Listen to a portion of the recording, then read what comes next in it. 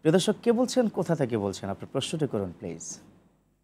জি, আমি গাজীপুর থেকে সালমা বলছিলাম। জি। আমার প্রশ্নটা হলো যে দুরূদ শরীফ আমরা যে ছোট দুরূদ হিসাবে জানি যে সাল্লাল্লাহু তাআলা আলাইহি ওয়াসাল্লাম, এটুকু বললে দুরূদ শরীফ পড়া হয়ে যাবে।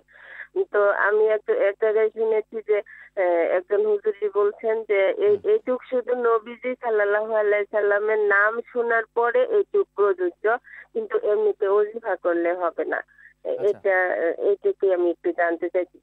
আচ্ছা, জি, থাকুন বোন, আসসালামু আপনি আমাদের আলাইকুম। সাথে যে প্রশ্ন উত্তর পেয়ে যাচ্ছেন। দুরূদ শরীফ সাধারণত উনি ছোট করে পড়ে সাল্লাল্লাহু তাআলা আলাইহি ওয়াসাল্লাম, কিন্তু কেউ বলেছেন তাকে যে মোহাম্মদ শোনার পরেই এটা পড়তে হবে, না হলে তো এটা পড়লে দুরূদ হবে না।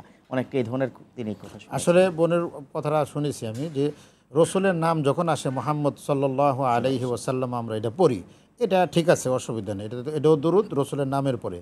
কিন্তু সাধারণত আমরা তাশাহুদের পরে যে দুরূদটা পড়ি হুম। সেটা হচ্ছে আল্লাহুম্মা সাল্লি আলা মুহাম্মদ, যে দুটা পড়ি সেটা হলো প্রকৃতপক্ষে সবসময় পড়া যায়। তবে রসুলের নামের পরে শর্ট এটা। আর রসুলের নাম উচ্চারিত না হলেও আপনি সাল্লাল্লাহু আলাইহি ওয়াসাল্লাম পড়লে এটা দুরূদের পর্যায়ে যাবে এবং সওয়াব আপনি পাবেন ইনশাআল্লাহ।